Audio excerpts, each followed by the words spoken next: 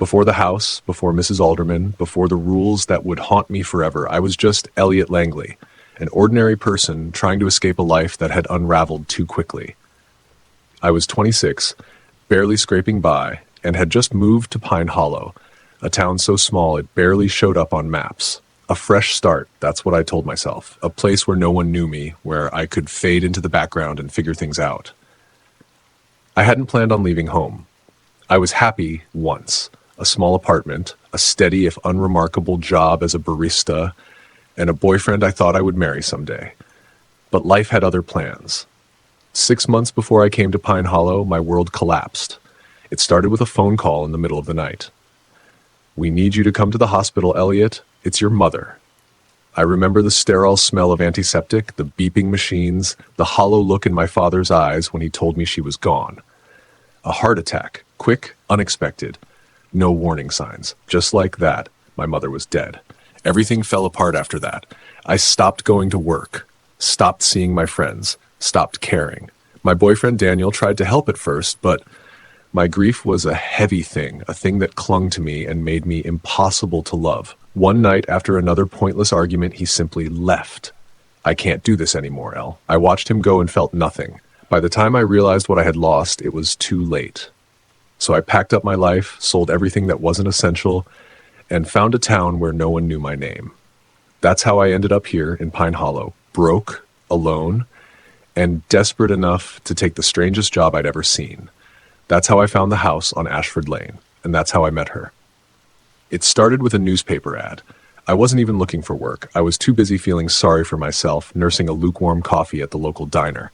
The town paper sat crumpled beside me, a relic of a place that still relied on print instead of online listings. But something about the ad caught my eye. Help wanted, live-in caretaker needed, easy work, good pay, apply in person at 14 Ashford Lane. That was it. No details, no phone number, just an address. I hesitated. Live-in? That was a red flag. But I needed money, and my motel room was bleeding my savings dry. So, despite the gnawing unease curling in my stomach, I left the diner and walked to Ashford Lane. I don't know what I expected. A nice house, maybe. A simple place where an elderly woman needed help dusting and cooking. I did not expect the house. It loomed. 3 stories tall, Victorian style, with a sagging porch and windows that reflected nothing but darkness. The paint had long since peeled away, revealing raw, gray wood beneath. The iron gate stood slightly open, as if already inviting me in. And on the door, a list of rules. 1. Knock 3 times before entering. 2. If Mrs. Alderman offers you tea, drink it.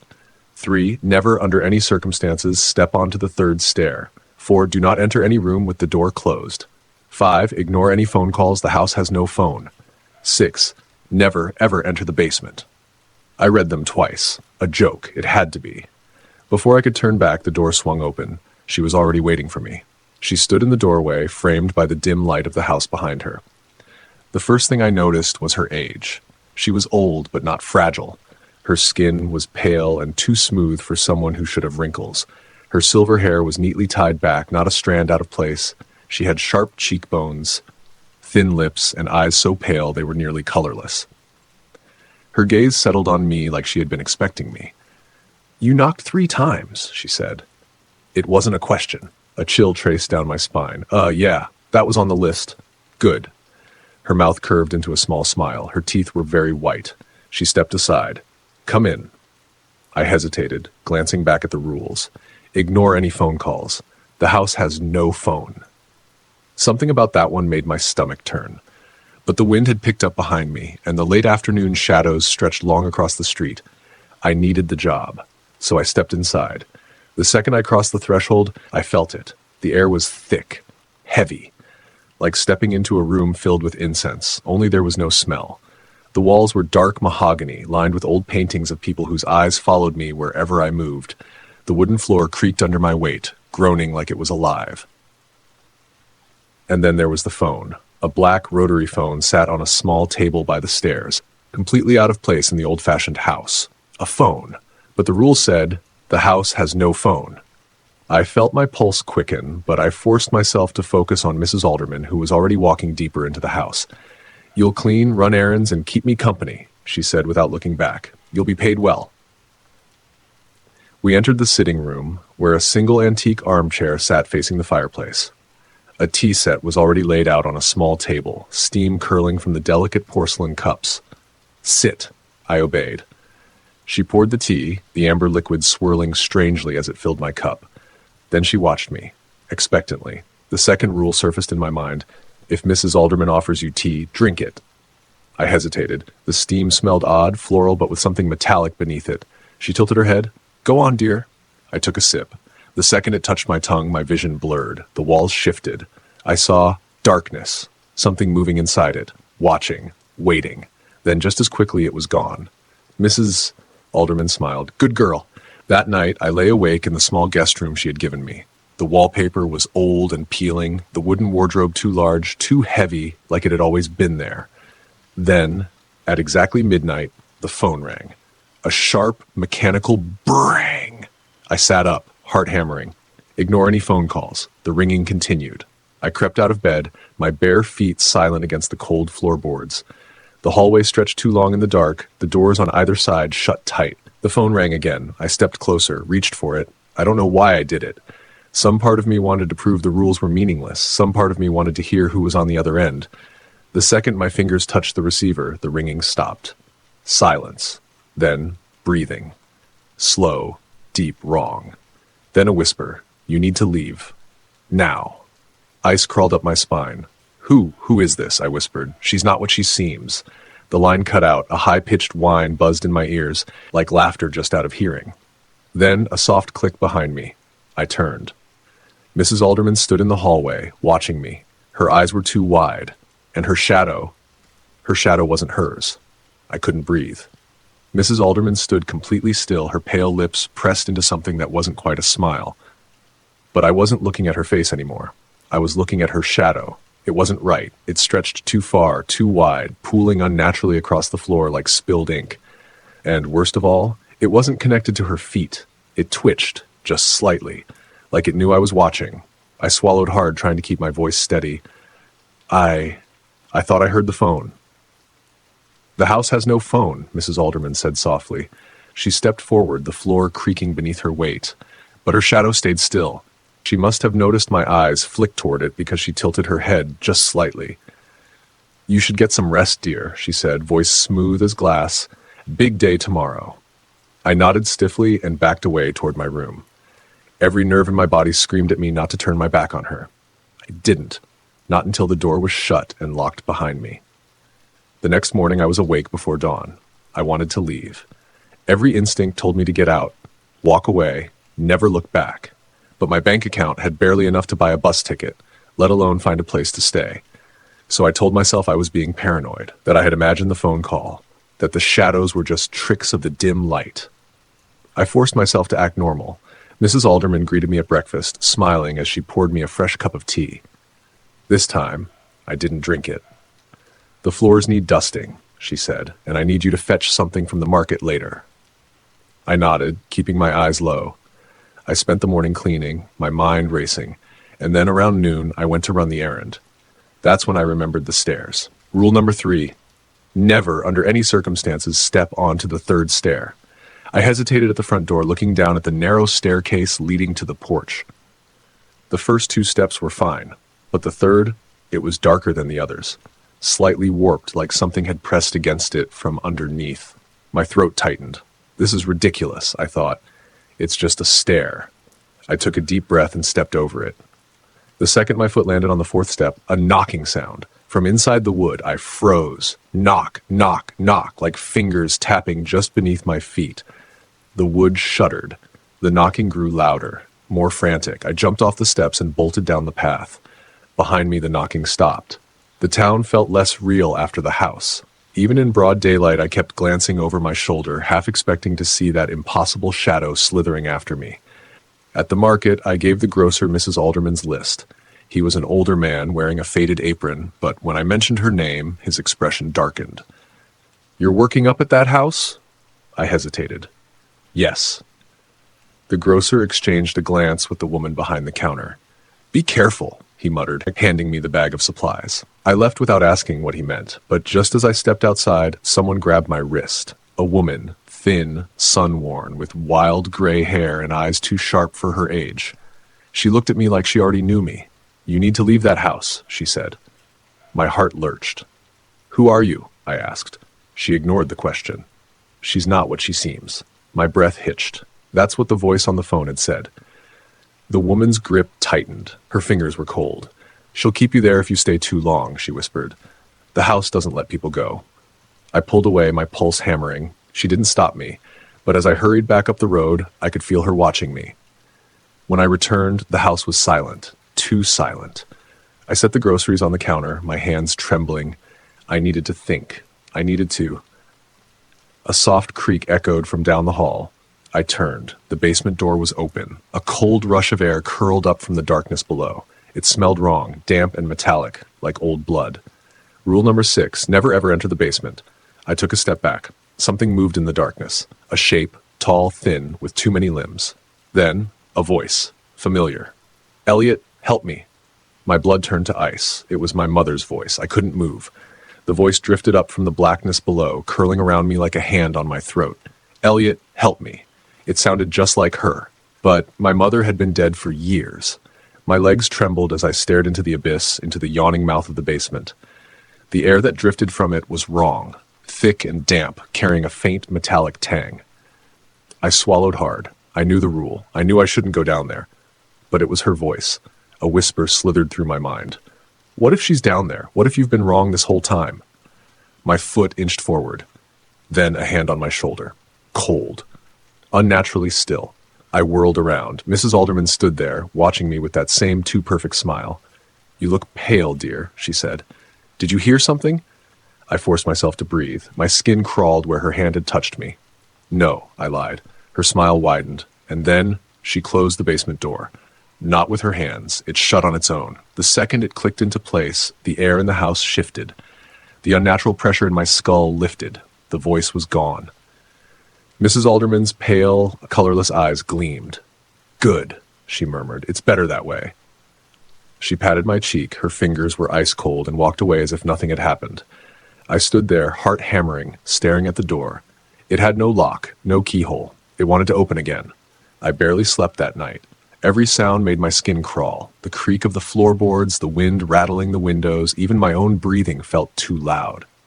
Then, around 3 a.m., I heard it. A scratch, coming from the wardrobe in my room. I sat up so fast my vision swam. The wardrobe was massive, too big for the room, too old like it had been there before the house was even built. Another scratch. Slow, deliberate. My chest tightened. I forced myself to move, to reach for the lamp. The second light flooded the room. Silence. But something had changed. The mirror on the wardrobe's door had cracked, a thin, jagged line running straight down the center. I stared at my reflection. My own face, but wrong. The eyes in the mirror were too wide, too alert. And then my reflection smiled. I didn't. I couldn't. The smile in the mirror stretched, widening until it wasn't a human expression anymore. Too many teeth, too much darkness behind them. Then, in a whisper that came from inside the glass, "You need to run." I lunged away, knocking the lamp over in the process. The light flickered out, plunging the room into darkness, and in the mirror something moved. Not my reflection. Something behind it. The house had settled into a thick, unnatural silence, the kind that wraps around you like a heavy blanket, suffocating and absolute. I sat on the edge of my bed, muscles tense, fingers digging into the mattress. I was too afraid to sleep. I kept my eyes fixed on the wardrobe mirror. The crack in the glass had widened. I didn't want to look at it too long. I didn't want to see what might be looking back. Then, at exactly midnight, the phone rang. That ancient rotary phone, the one that wasn't supposed to exist. My stomach clenched. My breathing went shallow. I had a choice. I could ignore it, follow the rules, or I could answer. Something in me already knew I would. My hand trembled as I reached for the receiver. Click. A sharp hiss of static filled my ear, like an old television caught between channels. The sound crawled down my spine, thick and grating. Beneath it, something else moved. Something that wasn't breathing, but still alive. Then, a voice. Not my mother's. Not this time. "You have to leave." A chill raced through my body. The voice was distorted, almost like it was coming from underwater. But I could still recognize something deeply, painfully human in it. It sounded tired, frantic. She's getting stronger. I felt the blood drain from my face, my fingers clenched around the phone. "Who are you?" I whispered. A pause, a long, static-filled silence. Then, "The last one who lived here?" The words slammed into me like a punch to the gut. I swayed where I sat, heart pounding. The last one, a flicker of something, a memory that wasn't mine, flashed through my mind. Someone else sitting in this same room, holding this same phone, asking the same questions. My stomach twisted. "What happened to you?" I whispered. The static surged, nearly drowning out the voice. But I heard one last thing before the line went dead. "She feeds on time. The longer you stay, the less real you become." Click. Silence. I sat there, clutching the dead receiver, my breath coming in sharp gasps. The moment the phone call ended, the house changed. The temperature dropped so suddenly that frost crawled along the wooden floorboards, spreading like cracks in shattered glass. The wallpaper peeled back, curling at the edges like burnt paper. The chandelier above flickered, its light dying in slow, shuddering pulses. And then, the silence. A silence so dense, so suffocating, it pressed against my skull. I could hear the blood rushing in my ears, my own breath too loud. And then, "I told you not to answer the phone, dear." I spun around. Mrs. Alderman was standing in the doorway. For the first time since I arrived, she wasn't sitting in her rocking chair. She was watching me. Her black eyes gleamed, her expression somewhere between amusement and hunger. But it wasn't just her presence that made my stomach clench. It was what was happening to her. Her skin wasn't skin anymore. It shifted, like something was moving beneath it, stretching, twisting, pressing against the surface. Her mouth curled upward in an unnatural grin, too wide, revealing teeth that weren't teeth at all. They were too sharp, too many. My breath hitched. "Who?" My voice cracked. "Who are you?" Mrs. Alderman tilted her head. Her neck made a sound like wet wood snapping. "You still don't understand, do you?" She took a step forward, her bones creaking like an old door hinge. "I am the house, dear." My vision blurred. No, that couldn't be right. She was a person. She had to be. She had a voice, a form. She spoke to me. But as I stared at her shifting face, something inside me knew the truth. Mrs. Alderman wasn't a woman. She never had been. She was part of this place. No, she was this place. This house was alive, and I was never meant to leave. That realization sent a cold spike of terror through my chest. I had to get out. Now. I ran. The house shuddered around me, the walls bending inward, the hallway warping, twisting, stretching. It wasn't a house anymore. It was a mouth, and I was inside it. "Where do you think you're going?" Mrs. Alderman's voice echoed from every direction. I skidded into the main hall, heart pounding. The front door, gone, just like before. The house laughed. The staircase. I had one chance. I lunged toward the stairs, my mind racing. Rule number 3. Do not step on the third stair. But what if the rule wasn't meant to protect me? What if it was meant to protect the house? I had no other choice. I ran up the steps. 1, 2, and then I slammed my foot down onto the third stair. The entire house screamed. A wail so inhuman, so primal, it felt like the walls were splitting open. The wallpaper peeled back like skin, revealing pulsing, writhing flesh. A deep, guttural moan rippled through the air, shaking the foundation. The chandelier crashed down, sending shards of glass exploding in every direction. And then she appeared. Mrs. Alderman's body twisted and contorted, her limbs elongating, her face stretching into something that wasn't human anymore. Her mouth gaped open, revealing a black, cavernous void, filled with twitching fingers, blinking eyes, twisting limbs. She wasn't a woman. She wasn't even a single entity. She was many. A mass of souls, bodies, trapped and fused together, screaming in endless agony. And I was about to join them. The house lurched, and the floor beneath me split open. And then I was falling. I woke up gasping. Cold, damp grass pressed against my face. The air smelled of earth and rain, too sharp, too real. I was outside. I pushed myself up onto shaking hands. My body ached, my head pounded, but I was alive. I turned, my heart hammering, and my breath caught in my throat. The house was gone. Not destroyed, not abandoned. Gone. The lot where it once stood was nothing but an empty field, overgrown with weeds. There was no rubble, no debris, no sign that 14 Ashford Lane had ever existed. A sharp chill crawled up my spine. I should have felt relief, but instead a horrible dread settled in my stomach. Because as I sat there, shivering in the moonlight, I realized something. I couldn't remember who I was before the house. My name, my home, my past. Gone. like I had never existed before stepping foot inside that place. And then, somewhere in the distance, I heard it. A faint, distant ringing. The sound of an old rotary phone. I turned my head, my blood running cold, because even though the house was gone, the phone was still ringing. And this time, I wasn't the only one who heard it.